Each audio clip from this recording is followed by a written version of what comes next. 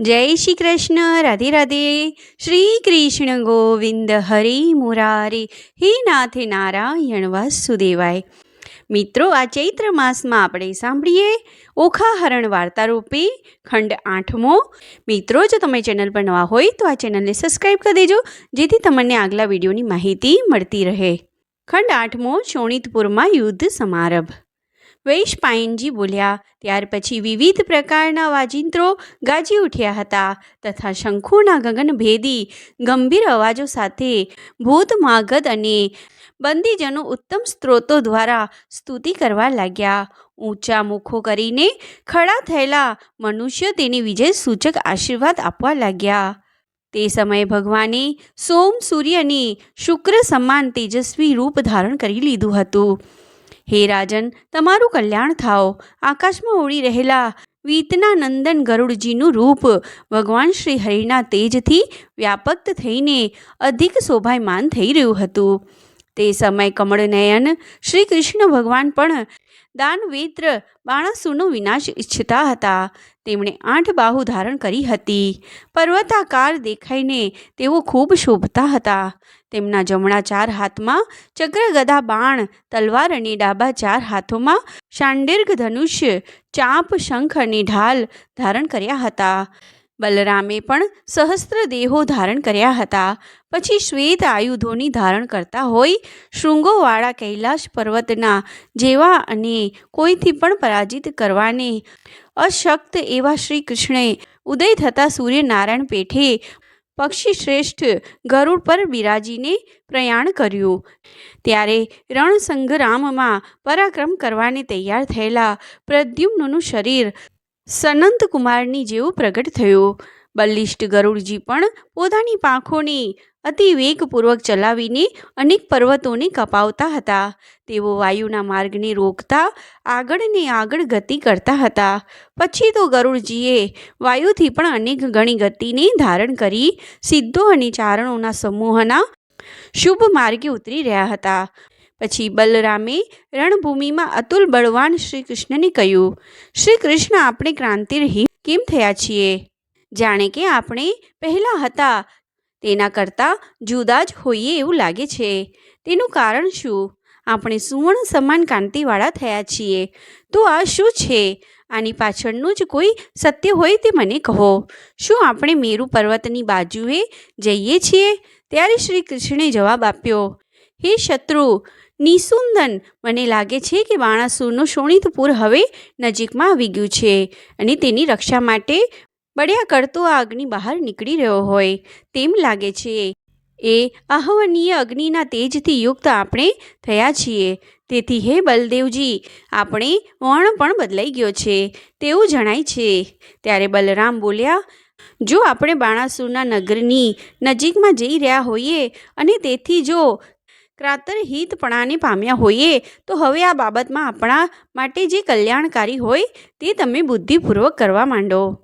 શ્રી કૃષ્ણ બોલ્યા, હે પક્ષી શ્રેષ્ઠ, હે વિનીતા પુત્ર ગરુડજી, હવે જે કંઈ તાકીદે કરવાનું હોય તે તમે જ કરો। તમે એ કાર્ય કરશો ત્યારે હું પણ જે શ્રેષ્ઠ લાગશે તે બધું જ કરીશ। વૈશંપાયનજી બોલ્યા, મધુસૂદનનું આ વાક્ય સાંભળીને પોતાની ઈચ્છા મુજબ રૂપોને ધારણ કરનાર મહાબલિષ્ઠ ગરુડજીએ ખરેખર 1 સહસ્ત્ર મુખો ધારણ કર્યા અને પછી તો તરત જ આકાશમાં ગંગા પાસે પહોંચ્યા।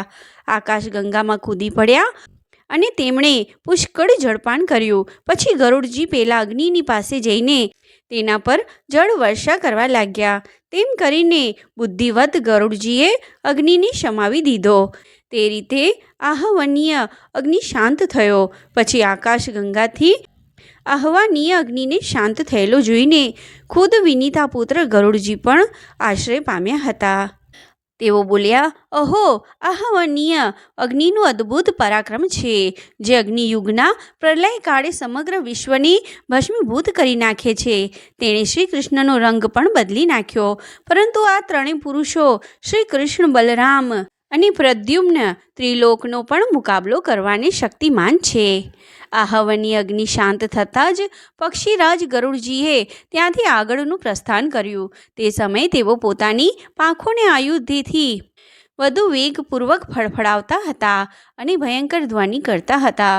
ગરુડજીને જતા જોઈને રુદ્રના એ ત્રણેય અનુચરો કે જેઓ બાણાસુરના નગરની રક્ષા કરતા હતા તેઓ અત્યંત આશ્ચર્ય પામ્યા.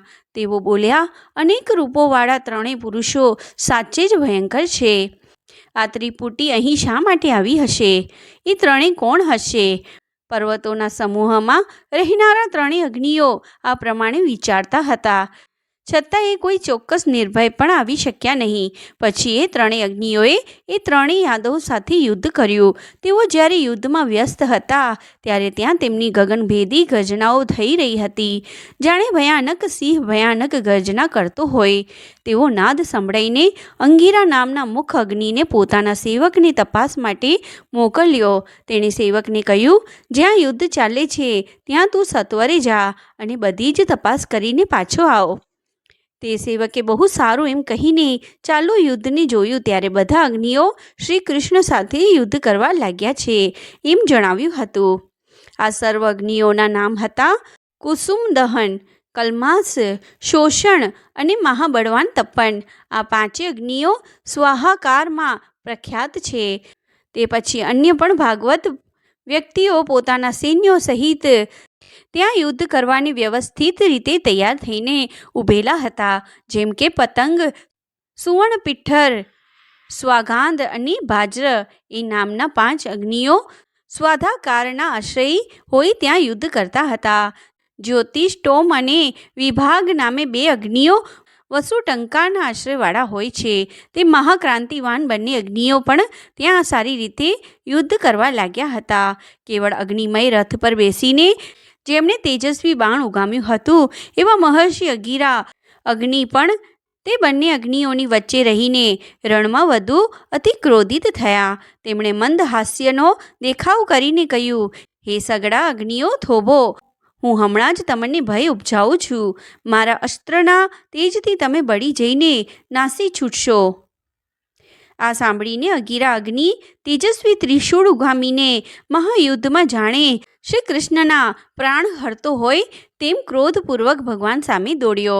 પણ શ્રી કૃષ્ણે યમરાજ અને આતંકકાળ જેવા તીવ્ર અર્ધચંદ્રાકાર ઉત્તમ બાણો છોડીને તે અંધકારના તેજસ્વી ત્રિશૂળને છેદી નાખ્યો. પછી કાળ સમાન સ્થૂળ કર્ણ નામના પ્રદીપ્ત બાણથી તે વિશાળ હૃદયી તે અંગીરા અગ્નિની છાતી વીંધી નાખી હતી. અંગીરાના ગાત્રો રક્તરંગી થયા અને પછી તે વિહ્વળ થઈને ધરતી પર ઢળી પડ્યો.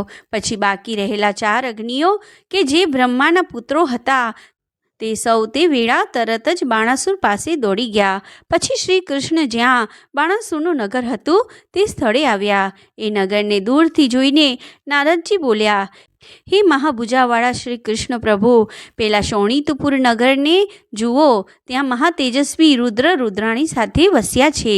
કાર્તિક સ્વામી પણ બાણાસુરનું રક્ષણ કરવા અને તેનું નિરંતર કલ્યાણ કરવા માટે અહીં રહ્યા છે.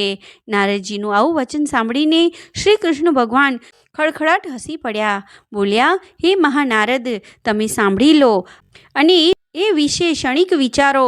બાણાસુરના રક્ષણ કરવાના હેતુથી જો રુદ્ર પોતે યુદ્ધમાં ઉતરશે તો આપણે આપણી તમામ શક્તિ અજમાવીને તેમની સામે યુદ્ધ કરીશું. જય શ્રી કૃષ્ણ. રાધે રાધે. મિત્રો, આ 8મા ખંડનો આ ભાગ આપણે અહીંયા પૂર્ણ કર્યો. આગલો ભાગ આગલી વિડીયોમાં કરીશું. ત્યાં સુધી જય શ્રી કૃષ્ણ. રાધે રાધે.